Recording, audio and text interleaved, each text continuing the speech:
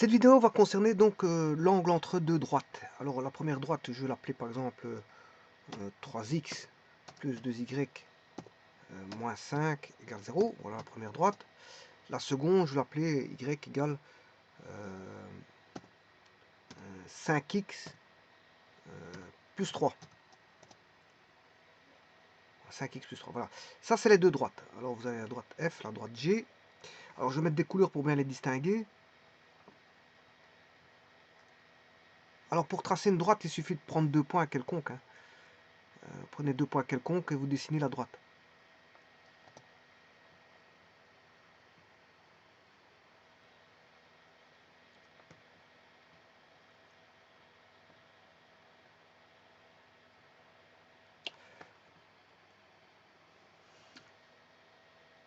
Alors, pour avoir l'angle entre deux droites, vous prenez deux points de la droite, deux points qui vérifient l'équation de la droite. Bon, si je prends, supposons que je prenne 2, prends un point qui vaut x égale 2, pour la f, donc un point qui va vérifier l'équation de f. Si je prends x égale 2, je remplace dans l'équation de f, ça fait 2 fois 3, ça fait 6, 6 moins 5, ça fait 1. Le 1 passe de l'autre côté, ça qui fait moins 1. Donc 2y égale moins 1, et je peux retrouver le y qui vaut moins 1 demi. Voilà, ça fait bien partie de la droite. Je prends un second point. On va prendre x égale 4. Alors si x vaut 4, ça fait 4 fois 3, 12. 12 moins 5, ça fait 7. Le 7, je le fais passer dans le membre de droite, ça fait moins 7. 2y égale moins 7, y égale moins 7 demi. Voilà. Alors avec ça, je crée le vecteur AB.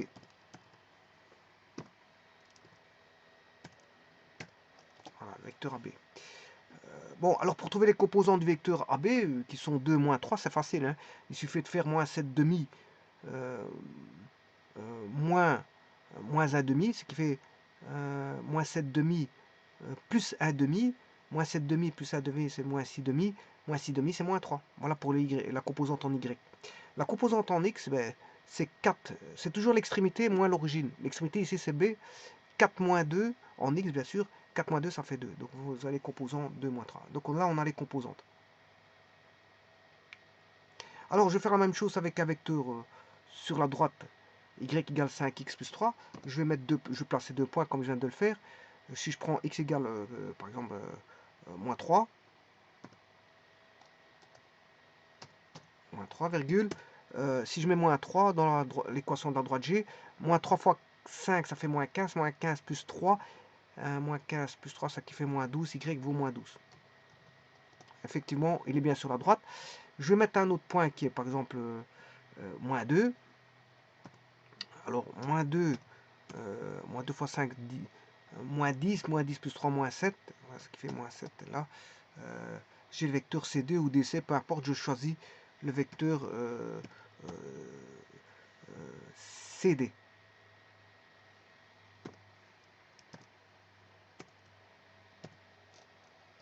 Voilà, peu importe.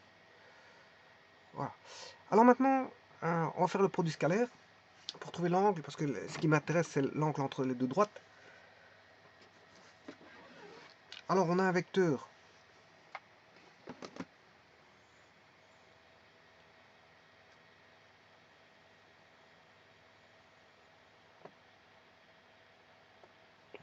j'aurais pas touché à ça. Alors, ça fait bien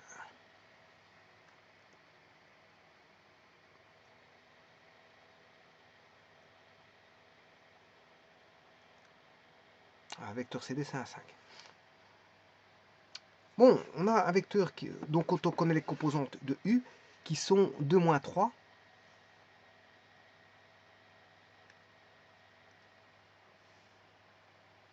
Le vecteur U égale 2i moins 3j, qu'on note, on peut noter ça comme ça. U c'est 2 moins 3, par facilité on peut écrire ça comme ça. Alors les coordonnées généralement d'un point c'est 3, 5, on écrit ça à la, voilà, à l'horizontale alors que les composantes c'est en vertical. Bon, ça c'est peu. Bon, c'est comme ça, voilà. On fait comme ça. À l'accoutumée, on fait comme ça. On n'est pas obligé de faire comme ça. Bon, alors le vecteur V, ses composantes sont 1, 5. Donc c'est 1i plus 5j. On peut faire, ça provient de la somme de deux vecteurs, un en i, un en j.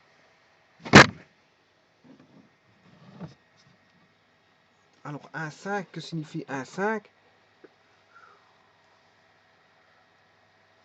1, 5, ça veut dire que c'est 1 en i et 5 en j. Voilà, et que la somme des deux fait le vecteur 5i,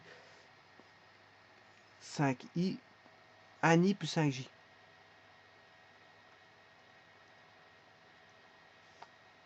Un i plus 5j.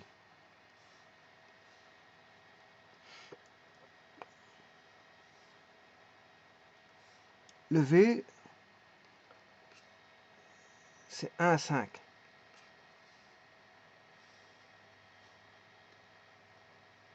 Ah. Et à partir de là, je peux trouver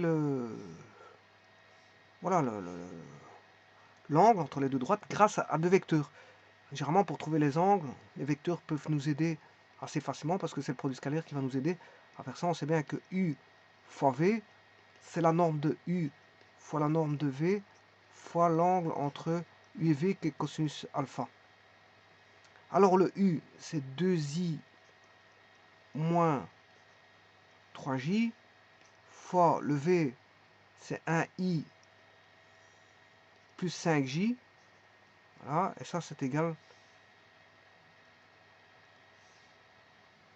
à la norme de U qui vaut 4 plus 3 au carré, ça fait 9, racine carrée de 9, fois,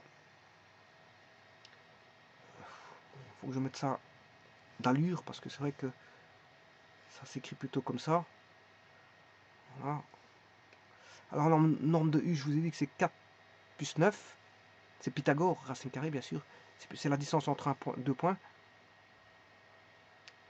qu'on appelle norme pour les vecteurs, hein. C'est la longueur du vecteur. Alors 1 plus 25 fois le cosinus alpha, et le cosinus alpha, ben, je peux trouver ce que ça fait. Alors I fois I, c'est I, parce que les deux vecteurs sont pas collinaires. Par contre, I fois J, c'est perpendiculaire, ça fait 0. Hein. Cosinus de 90, ça fait 0. Donc I fois J, ça fait 0. J fois I, ça fait 0. Donc il va rester I fois I et J fois J. Alors I fois I, c'est 2 fois 1 fois 2. 1 fois 2, 2, plus moins 3 fois 5, moins 15.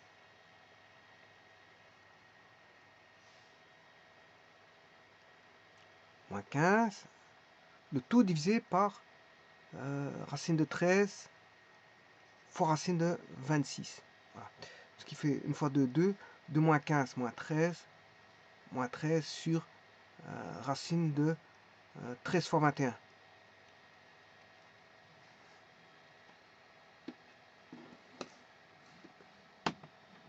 26. 25 plus 1, c'est 26. C'est pas 21. Je sais pas pourquoi je dis 21, mais je vais remettre ça d'allure. C'est 26 ici. Là, c'est 26. 13 fois 26. Donc, moins 13 sur racine carrée de 13 fois 26. Je dois retenir 13 et 13, 26. Ouais, de toute façon, c'est le double. 13 et 26, c'est le double. Bon. Donc, ce qui veut dire qu'on aura moins 13 sur SQRT de 13 fois 26. Une parenthèse. Et là, je vais chercher shift arcosinus.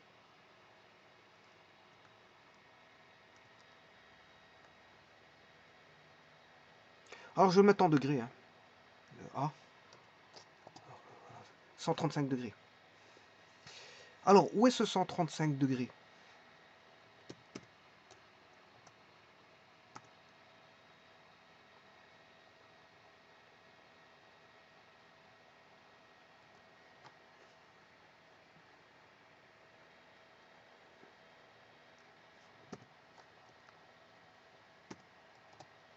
Voilà, c'est bien ces 135 degrés qui sont là.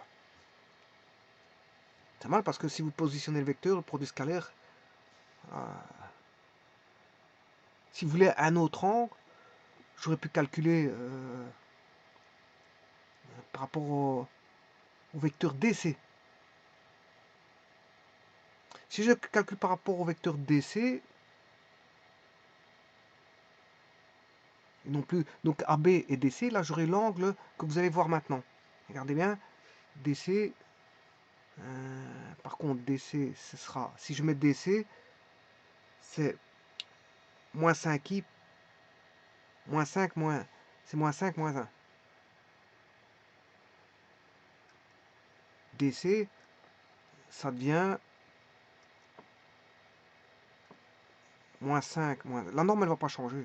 C'est toujours racine 13, racine 26. Par contre, le vecteur, bon, le premier, je ne touche pas. Le U, LV, bon, c'est DC vers le bas. Donc, on descend de 5 et on va à gauche d'une unité. Donc, c'est moins 1, moins 5. Alors, si je fais moins 1, moins 5, on aura plus 15 ici. Et là, on aura moins 2. Moins 2 plus 15, moins 2, ça fait 13. Donc, on aura 13 sur... c'est la même chose que A. Je vais le dupliquer. Si ce n'est que je vais retirer le moins. Voilà, on a ça. Et bon, je vais chercher arc cosinus de B. Et sur un degré.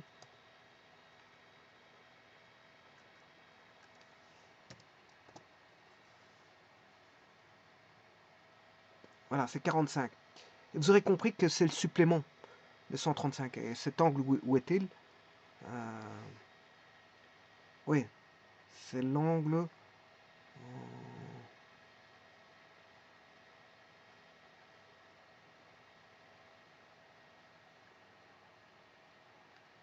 c'est 180 moins bêta.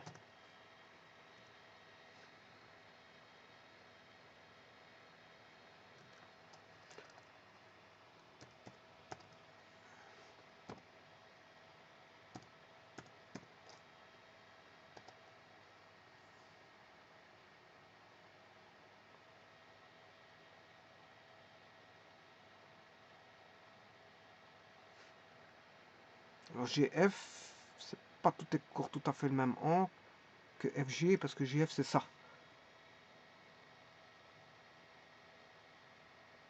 Ça c'est l'angle GF. F, G. En fait, c'est tout simplement l'angle que voici. Hein. Je vais positionner 3 points. Point sur objet. Bon, je vais prendre ce point-là. Ah, bon, j'ai complètement raté. Bon, je cherchais déjà un point par l'intersection. Qui va faire sommet. Voilà, j'ai ce point-là. Alors, maintenant j'ai tous des points, donc je peux aller chercher l'angle. Angle, point, sommet, point.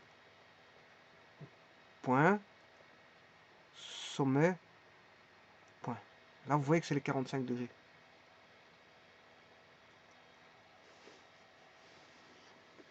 Ça, c'est 45. Et si vous voulez, l'autre, c'est le supplémentaire. Et le supplémentaire, c'est 135.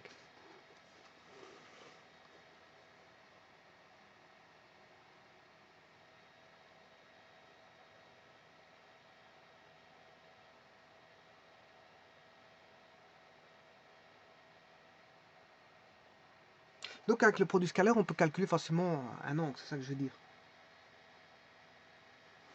Je vous remercie.